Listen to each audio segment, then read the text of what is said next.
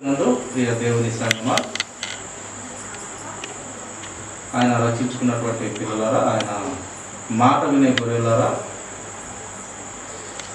నా గొర్రెలు నా మాట వినును కనుక నా గొర్రెలకు నేను ప్రాణం పెట్టుదని గొప్పగా సెలవిచ్చిన మా యేసుక్రీస్తు ప్రభువారి నామంలో అందరికీ హృదయపూర్వక వందనాలండి.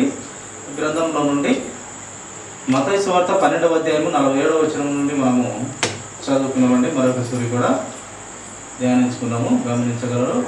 అప్పుడప్పుడు ఇదిగో నీ తల్లియు నీ సహోదరులను నీతో మాట్లాడవలనని వెలుపల నిలిచి ఉన్నారని ఆయనతో చెప్పెను. అందుకు ఆయన తనతో ఈ సంగతి చెప్పిన వారిని చూచి, నా తల్లి ఎవరు, నా సహోదరులు ఎవరు అని చెప్పి తన శిష్యుల వైపు చెయ్యి చాపి, ఇదిగో నా తల్లియు నా సహోదరులను, పరలోకమందున్న నా తండ్రి చిత్తము చొప్పున చేయువాడే నా సహోదరుడును, నా సహోదరియు, నా తల్లియు అని దేవుడు యేసుక్రీస్తు ప్రభువారు చెప్పినారు. అక్కడ కొందరు చూసి ఆయన తల్లి, ఆయన సహోదరుడు, నీ తల్లి నీ సహోదరులను నీతో మాట్లాడవలనని బయట ఉన్నారు. మాట్లాడన్నప్పుడు యేసుక్రీస్తు ప్రభువారు చూడండి, ఎంత ఆయన కుటుంబ సభ్యులను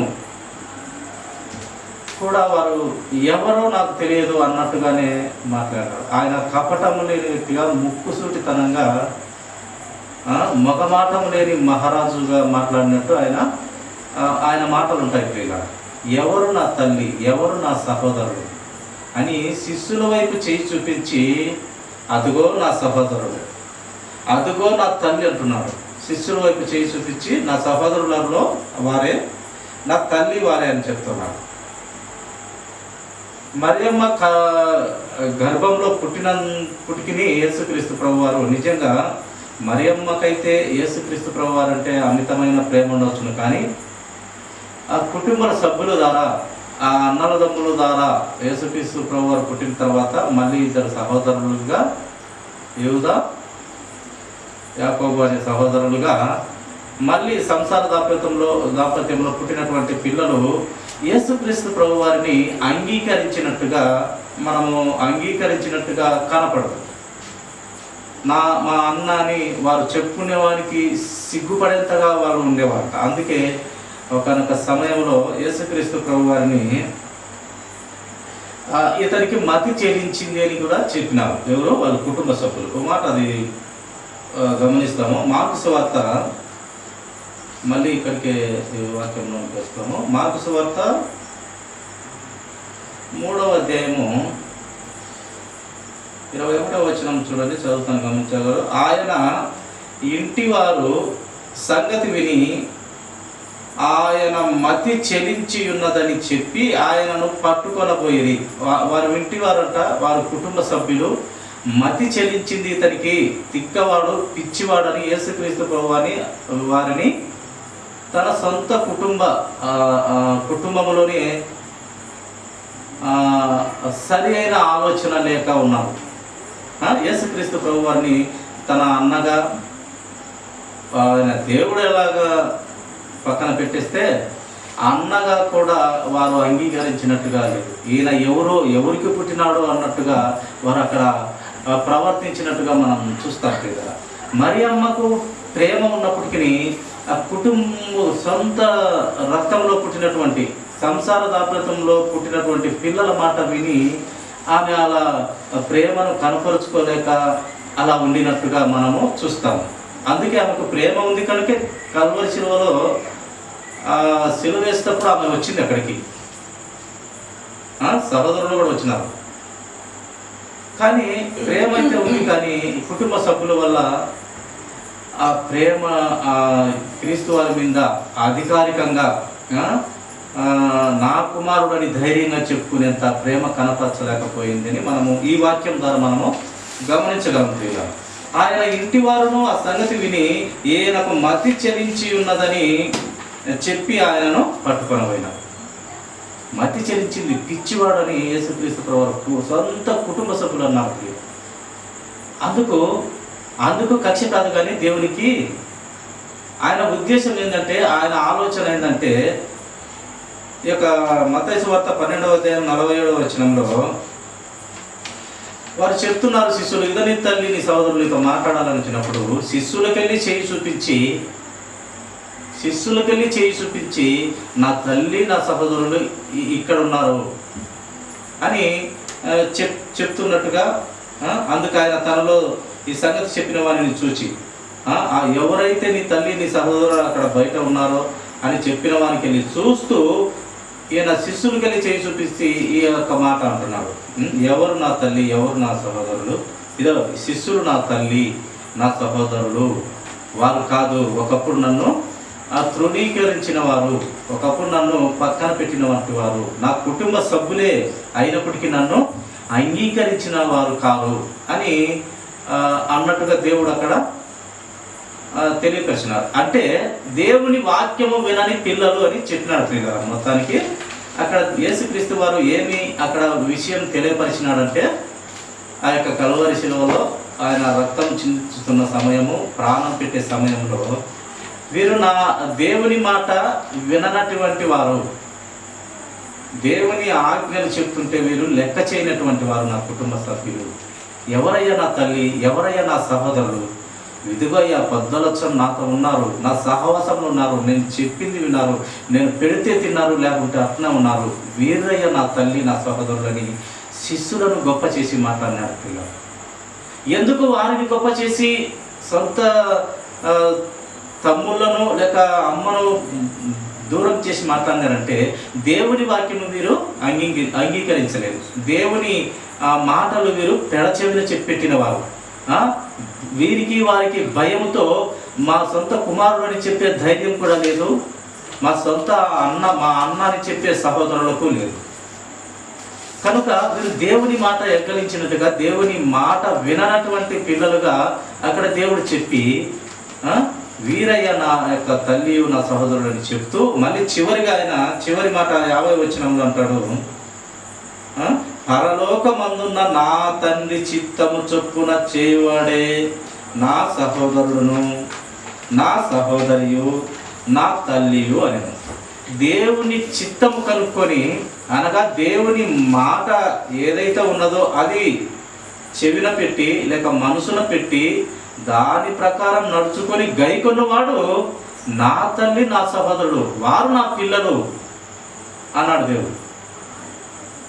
అంటే దేవుని మాట విన్నవారే దేవుని పిల్లలు ప్రియులారా. సాతాను మాట విన్నవారే సాతాను పిల్లలు. ఈ లోకంలో అనేకమైన సాతాను సంబంధమైన క్రియలతోనే మనము మగ్గి నలుగుతున్నాం.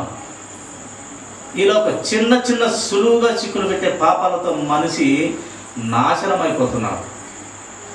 ఈ లోకదానికే ఎక్కువ ప్రాధాన్యత ఇస్తున్నాం. ఒక టీవీ సీరియల్ కానీ, సినిమాలు కానీ, వార్తలు కానీ ఈ లోకదాని మీదే ఆ ప్రభుత్వం ఇది ఇస్తున్నాడు అది ఇస్తున్నాడు. కొంతమంది మాట్లాడుతుంటాడు, ఏది వారి హృదయంలో నిండింది అదే మాట్లాడి సత్తా ఉంటాడు. ఏది నిండుతుంది వారి హృదయంలో? రాజకీయం నిండుంటుంది ఒక్కొక్కరిలో సినిమాలు నిండుంటాయి, ఒక్కొక్కరిలో ఈ పనికిమాలిన లోక వ్యవహారమే నిండుంటుంది.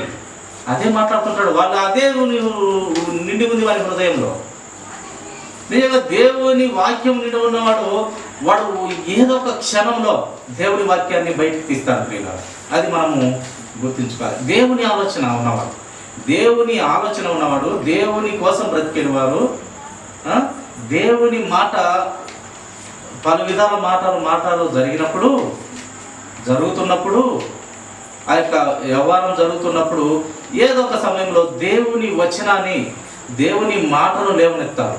ఎందుకు వాడు అతను లేవనెత్తుతాడు? ఈ లోక సంబంధమైన మాటలు జరుగుతున్నప్పుడు వాడు మాత్రమే ఎందుకు ఆ దేవుని సంబంధమైన వాక్యాన్ని లేవనెత్తాడు, మాట్లాడతాడంటే వారిలో హృదయంలో దేవుని వాక్యం ఉన్నది కనుక దేవుణ్ణి మహిమపరిచేదానికి లేక దేవుని చిత్తము ప్రకారం మనం బ్రతికేదానికి, ఒకరినొకరు బుద్ధి చెప్పుకొని బ్రతికేదానికి వాడు లేవనెత్తుతాడు. ఎందుకంటే వారి హృదయం వాక్యంతో నింపబడి ఉంటుంది కనుక వాడు ఆ వాక్యంతోనే మాట్లాడుతూ ఉంటాడు. వీలైనంత వరకు మాట్లాడతాడు, లోక సంబంధమైన విషయాలు కొన్ని మాట్లాడతాడు, మధ్యలో దేవుని వాక్యం కూడా లేవనెత్తుతాడు. దేవుని మహిమపరిచేదానికి, ఆయన మాట వినేదానికి, ఆయన ఎంత శక్తి కలిగిన దేవుడో తెలియపరచనీకి, మనము ఆయన నోటి మాట విననీకి ఆయన భక్తులు, ఆయన పిల్లలు లేవనెత్తారు ఆ యొక్క మాటలు. అందుకే నా గొర్రెలు నా మాట వినును అన్నాడు దేవుడు. నా గొర్రెలు వింటావయ్యా. నా మాట వినని వాడెవడు? వాడు అపవాది.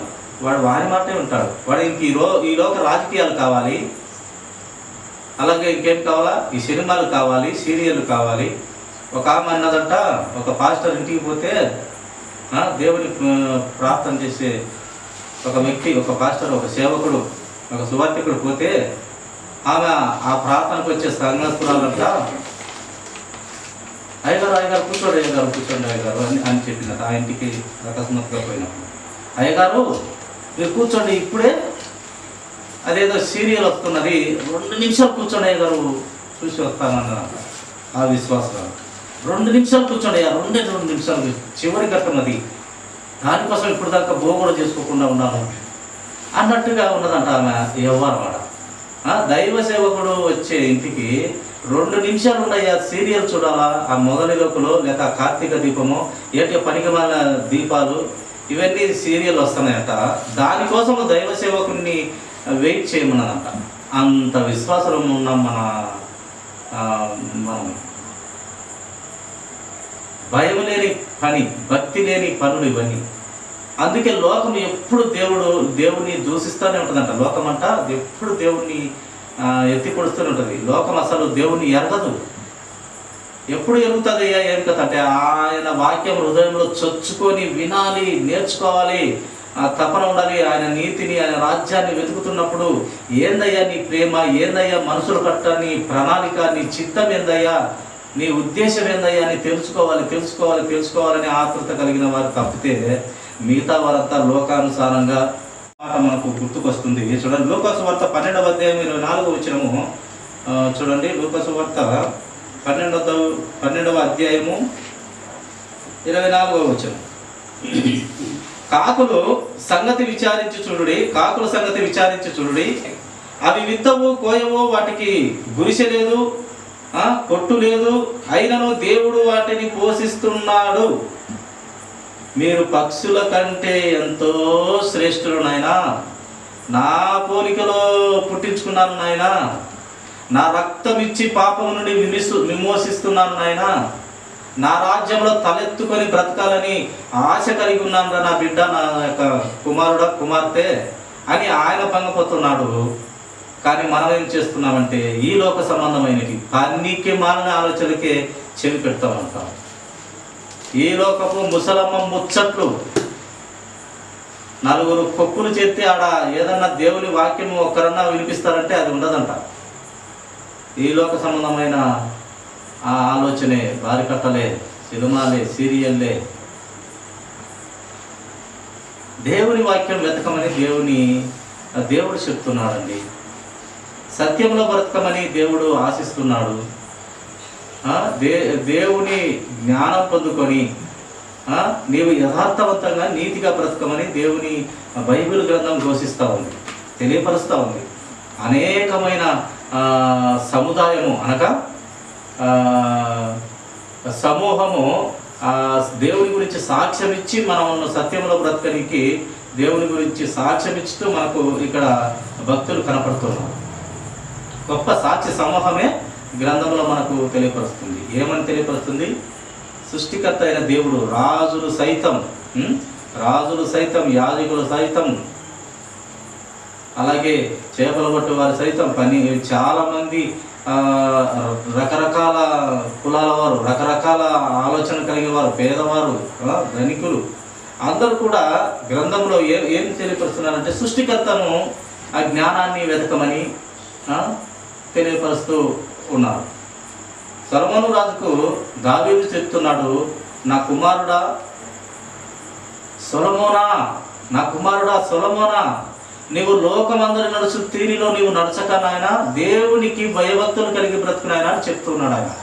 ఆయన ఏం చెప్తున్నాడు? నా కుమారుడా సొలొమోనా, నీకు ఆస్తులు అంతస్తులు కుప్పలుగా తెచ్చిపెట్టిన ఆయన బంగారు గుడి కట్టనికి దేవునికి ఆయన సమస్త మొత్తము సిద్ధపరిచినాడు. ఎవరు? దావీదు గారు.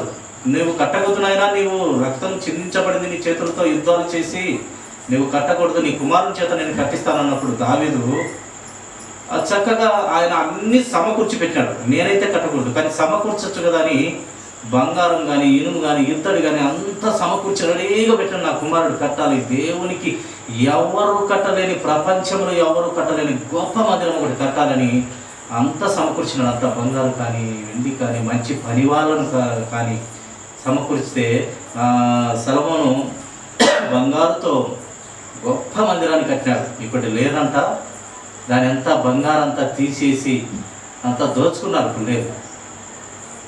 అంత అద్భుతమైన బంగారంతో కట్టినటువంటి ఇది సొలొమోనుకు అంత ఆస్తిని సమకూర్చినాడు. దేవుని కోసమే సమకూర్చినాడు. నీవు అనుభవించని సమకూర్చడు. ఆయన అనుభవించడానికి తక్కువేం లేదు. ఎంతోమంది రాజకుమార్తెలు ఆయనకు, ఎంతోమంది 1000 మంది భార్యలు, 300 మంది ఉపపత్నులు, ఎంతోమంది ఆయనకు ఉన్నారు. వజ్ర వైడూర్యాలు ఉన్నాయి, అన్ని అనుభవించుకున్నాయి. కానీ దావీదు చెప్తున్నాడు, నీవు ఈ లోకానుసారంగా ఈ లోకము నడుచుకొని పోయే తీరులో ఈ లోకంలో ఉన్నట్టుగా నీవు నడుచుకొని వస్తున్నా కుమారుడా సొలొమోనా, నీవు దేవుని భయం కలిగి, దేవుని భక్తి కలిగి, దేవునికి ఇష్టమైన పనులు చేస్తూ నీవు జీవించాలి నాయన అని ఆయన చివరి పడకల మీద తన సొంత కుమారునికి చెప్తున్నటువంటి విషయాలు. ఈ లోకము శాశ్వతం కదా నాయన, దేవుడు చెప్పినాడు. ఇది ఒక సమయం అంతా నాశనం చేయబోతున్నాడు.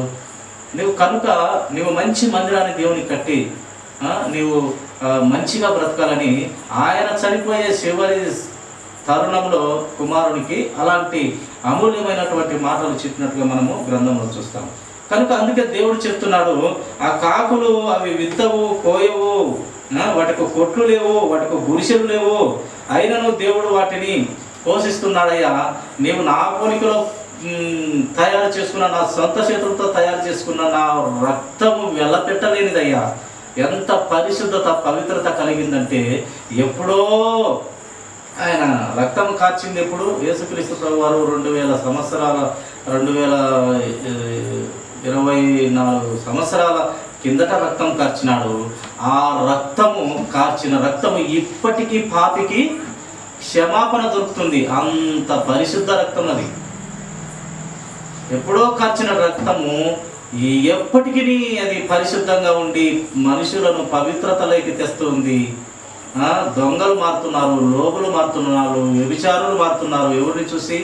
యేసుక్రీస్తు వారి పరిశుద్ధతను చూసి, ఆ పరిశుద్ధత మనకు ఇస్తున్న దానిని బట్టి చూసి, ఆ పరలోక రాజ్యంలోకి చేరుస్తున్న దానిని బట్టి, ఆయన యథార్థవంతుడుగా, నీతివంతుడుగా, పరిశుద్ధుడుగా బ్రతికిస్తున్నాడు బట్టి ఎంతోమంది మారుతున్నారు. దొంగలు, లోబులు, వ్యభిచారులు, ప్రతి విధమైన పనికిమైన ఆలోచనలు, నరహంతకులు, దూషకులు ఎంతోమంది గ్రంథాన్ని చేత పట్టుకొని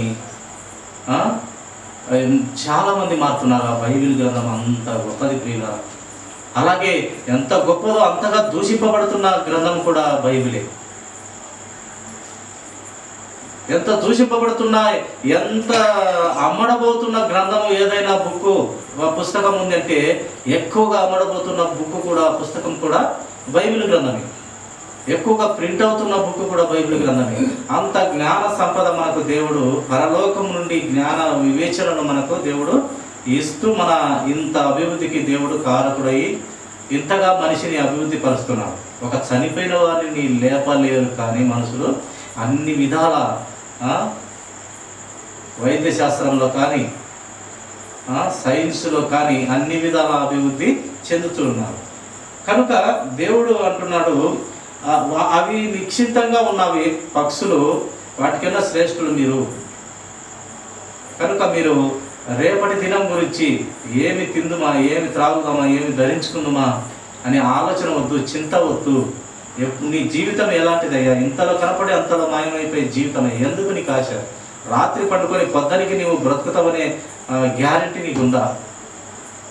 ఏ క్షణంలో నీవు చనిపోతావో నీకు తెలుసా అని దేవుడు చాలా విధాలుగా మనల్ని చిన్న కాలంతో పోల్చినాడు. నీటి మీద బుడగ, అలాగే యొక్క ఛాయ, నీడలాంటి జీవితము, అడవి గడ్డి పువ్వుతో సమానము, అలాగే ఇంతలో కనపడే అంతలో మాయమైపోయి ఆవిరి పట్టింది.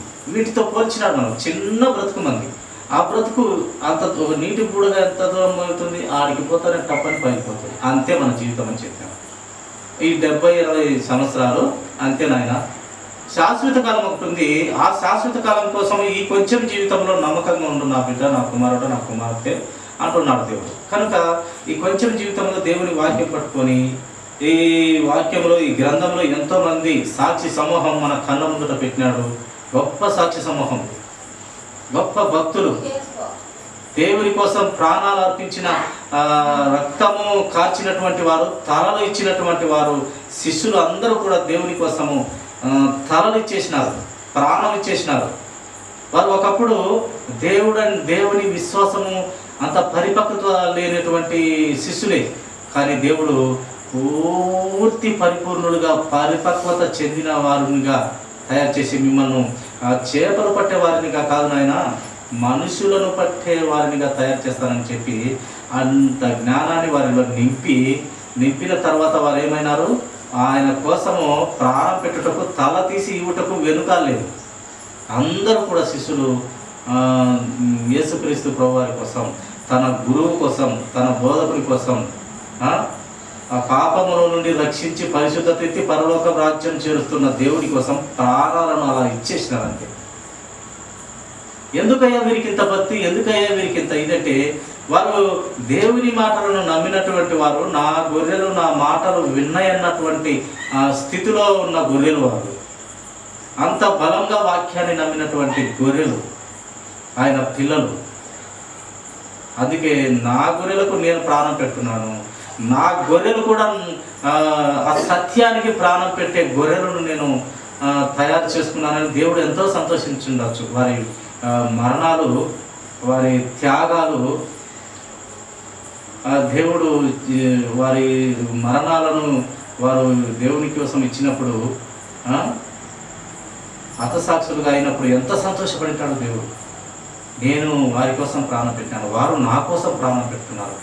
వారి ద్వారా కోటాను కోట్ల ప్రజలను, ప్రపంచాలు మారుతున్నారు, సత్యంలోకి వస్తున్నారు, నా చిత్తంలోకి వస్తున్నారు, నా ఆజ్ఞలు పాటిస్తున్నారు. నా ఆజ్ఞలు భారమైనవి కావు, మంచివి, ఇక్కడ మంచివి అక్కడ మంచివి అని దేవుడు నిజంగా ఆయన సర్వశక్తిమంతుడు, నీతిమంతుడు, న్యాయవంతుడు, చాలా ప్రేమ కలిగినటువంటి వాడు. అందుకే నా పౌరికలో ఉన్న మీరు టెన్షన్ పడకండి, బాధపడకండి. సొంత చేతులతో తయారు చేసుకున్న మీరు ఆ పక్షుల కంటే శ్రేష్ఠులు అని మనకు బలాన్ని చేకూరుస్తూ ఉన్నాడు. కనుక అట్టి దేవుణ్ణి మనము, ఈ శిష్యులు ఈ ప్రాణం పెట్టినట్టుగా మనం కూడా దేవుని కోసము చిన్న ఆవగింజంత విశ్వాసంతో బ్రతకాలని దేవుడు కోరుతూ ఉన్నాడు. ఆవగింజంత విశ్వాసంతో మనం ఉన్నట్లయితే ఎన్నో అద్భుతాలు నీవు చేయగలవు. నమ్మితే నా యొక్క మహిమను చూస్తావు అన్నట్టుగా నమ్మితే, నమ్ముట నీ వలన సాధ్యమైతే నువ్వు అనేక ఆయన మహిమలు చూడగలవు. నమ్ముట నీ వలన అయితే సమస్తమును నీవు సాధించగలవు, సమస్తమును నీవు చేయగలవు. అది ప్రియుల యేసుక్రీస్తు ప్రభు శిష్యులు నమ్మినారు, క్రియలు చనిపోయిన వారిని కూడా లేపినారు, దేవుని కోసం అతుల సాక్షులే అయినారు. అంత విశ్వాసం, అంత గొప్ప సాక్షి సమూహం గ్రంథంలో మనకు దేవుడు పెట్టినాడు.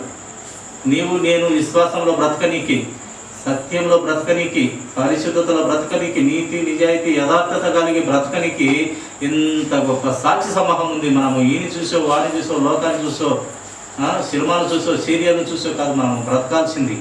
దేవుణ్ణి చూసి, దేవుడు పెట్టిన గొప్ప సాక్షి సమూహం గ్రంథంలో పెట్టినాడు కనుక వారిని చూసి నీ తెగింపు, నీ యొక్క పట్టుదల, నీ విశ్వాసము, నీ నిరీక్షణ, నీవు ఎంతవరకు దేవునిలో ఎదగగలవు, బ్రతకగలవు, దేవుణ్ణి నువ్వు ఎంత ప్రేమిస్తున్నావో నిరూపించగలవో దీంట్లో చూపించుకో. కానీ విశ్వాసంలో చూపించుకో, నిరీక్షణలో చూపించుకో, పట్టుదలలో చూపించుకో. కానీ నీవు ఈ లోకంలో పనికిమాలిన వైపు తిరిగి, ఈ లోకంలో సినిమాలు, షికారులు, సులువుగా చిక్కులు పెట్టే పాపాలు, ఈ మాట ఆ మాట చెప్పి కొండెములు చెప్పే మాటలు, ఇవన్నీ మానుకొని సత్యంలో బ్రతకాలి, క్రీస్తులాగా బ్రతకాలి, క్రీస్తును ధరించుకొని బ్రతకాలని గ్రంథము తెలియపరుస్తూ ఉన్నది. పిల్ల మనము చెప్పేది కాదు, గ్రంథము మనకు ఆ గ్రంథమే దేవుడై ఉన్నాడు. ఆది యందు వాక్యములను, వాక్యము దేవుని యొద్ద ఉండను, దేవుడు ఆ వాక్యమై ఉన్నాడు. వాక్యమైన దేవుడు శరీరధారిగా మళ్ళీ తిరిగి భూమి మీదకి వచ్చును. మనలాంటి నొప్పి అయిన శరీరంతో ఆయన పుట్టి మన కోసము ప్రాణం పెట్టాడు. ప్రతి ఒక్కరి కోసం పెట్టినాడు పిల్లలు. అది నా కోసము నీ కోసము కాదు, మనిషికి పుట్టిన ప్రతి ఒక్కరి కోసము ఆయన సన్నిధిలో నిలవాలని, తలెత్తుకొని నిలవాలని ప్రాణం పెట్టినాడు. కనుక విశ్వాసంలో, పరిశుద్ధతలో, పట్టుదలలో, నిరీక్షణలో, ఆ గోల్ ఏదైతే ఉందో ఆ పరుగు పందెంలో మనం ఎక్కడికి ఉరుకుతున్నాం, పరలోక రాజ్యంలో చేరాలనే ఈ లోకంలో మనము బ్రతుకుతూ ఉన్నాం. ఆ గురిలో మనం ఉండాలని, ఆ పట్టుదలైన జీవితం కలిగి ఉండాలని మన బ్రతుకున్న కనుక మన బ్రతుకు సరిదిద్దుకొని వాక్యం ద్వారా, ఈ యొక్క గొప్ప సాక్షి సమూహం ద్వారా మన బ్రతుకును మార్చుకోవాలి, దిద్దుకోవాలి. అందుకే ఈ గ్రంథం మనకు ఇవ్వబడింది. యుగాంతమందు మనకు బుద్ధి జ్ఞానం కలుగుటకు దేవుడు ఈ గ్రంథాన్ని వ్రాయించి భక్తి ఇంతమంది సాక్షి సమూహాన్ని పెట్టి మనకు చేతులకు ఇచ్చి, మన చేతులకి గ్రంథాన్ని మన చేతుల్లో పెట్టి, నిజంగా ఈ గ్రంథము తెలుగులోకి మనకు వచ్చిందంటే ఎంతోమంది ప్రాణాలను పెట్టినారు. పెట్టి ఎన్నో మాటలు వారంతా రాస్తూ ఉంటే ఆ అగ్ని ప్రమాదమై ఎన్నో మాటలు రాసినది కాలిపోయింది. కాలిపోయిన తర్వాత మళ్ళీ వాళ్ళు రాసి అచ్చు ముద్రను కనుగొని ఈ మన తెలుగులోకి మార్చడానికి ప్రాణాలు కూడా పెట్టినారు. అంత ఈజీగా అయితే మన ఈ గ్రంథము, బైబిల్ గ్రంథము మన చేతుల్లోకి రాలేదు. ఎంతో ప్రాణాలు తడిసినటువంటి రక్తము, పరిశుద్ధుల రక్తము తడిసినటువంటి గ్రంథం ఇది. యేసుక్రీస్తు ప్రభు వారు తడిసిన రక్తము, ఆయన భక్తులు తడిసినటువంటి గ్రంథం ప్రియుల యొక్క గ్రంథం, బైబిల్ గ్రంథం. కనుక అంత శక్తి గలది, విలువ గలది. కనుక మనము ఆయన మాటలు నమ్మాలి, ఆయన చిత్తంలో బ్రతకాలి. అందుకే దేవుడు, ఎవరయ్యా నా యొక్క తల్లి, నా సహోదరుడు, దేవుడి వాక్యం నడుచుకున్నటువంటి వీరు నా సహోదరుడు, నా అమ్మ. వారు ఎవరు? నన్ను ఒకప్పుడు తృణీకరించిన వారు, ఒకప్పుడు నన్ను ధైర్యంగా ఒప్పుకొనిన వారే కాదు. వారు ఎలా అవుతారు? నా మాట విని, తండ్రి మాట విని నడుచుకున్న వారు నా పిల్లలు, నా సహోదరులు, నా తల్లి అని దేవుడు చెప్పినాడు అక్కడ మాట. కనుక ఆయన వాక్యం అంటే ఆయన పిల్లలం అంటారు. దేవుని చిత్తము జరిగించిన వారు ఆయన పిల్లలము, ఆయన గొర్రెలము, ఆయన మేపు గొర్రెలము. కనుక ప్రాణం పెట్టి మన కోసం పెట్టిన దేవుని, నా కోసము, మన కోసము, నా గొర్రెల కోసం ప్రాణం పెడతానన్న దేవుడు ప్రాణం పెట్టాడు. ఆ దేవుడే కాదు, భక్తులు కూడా దేవుని కోసము, ఆయన భక్తులు కూడా ప్రాణం పెట్టారు. ఇదంతా గొప్ప సాక్షి సమూహము. నువ్వు నేను పవిత్రతగా, యథార్థగా, నీతిగా, జాగ్రత్తగా బ్రతకాలంటే ఇంత గొప్ప సాక్షి సమూహం ఉంది. కనుక వీరిని బట్టి మనము బుద్ధి జ్ఞానం తెలుసుకొని, ఒక దావీదు మహారాజు కొడుకుకు ఎలాగా మంచి క్రమంలో బ్రతుకునాయనా సొలొమోనా అని చెప్పినట్టుగా, ఇప్పుడు మన తల్లిదండ్రులు కానీ, మన రక్త సంబంధికులు కానీ వాక్యంతో బ్రతకనైనా, జాగ్రత్తగా బ్రతకనైనా, సత్యంలో బ్రతకనైనా, సృష్టికర్తను జ్ఞాపకం చేసుకున్నాయన, నీ బాల్యం నుండే సృష్టికర్తను జ్ఞాపకం తెచ్చుకుంటే నీకు మంచిది నాయన అని మనకు గ్రంథంలో దేవుని మాటలు కనపడతాయి. కనుక సహోదరులారా, ఆయన చిత్తంలో మనం బ్రతకాలని, ఆయన చిత్తంలో బ్రతికిన వారే నా పిల్లలు అన్నారు. కనుక ఆయన చిత్తంలో బ్రతుకుతామండి. దేవుని కోసం భయపడి, లోబడి, ఆయన తత్వమును, ఆయన ఆలోచనను నెరవేర్చే పిల్లలంగా మన కోసం ప్రాణం పెట్టిన దేవునికి మనము కూడా ఆవగింజంత విశ్వాసం కలిగి దేవునిలో ఎదుగుదామని దేవుడు అటుదైన జ్ఞాన బుద్ధి వివేచనలు మనకు అందరికీ దేవుడు దయచేయను గాక.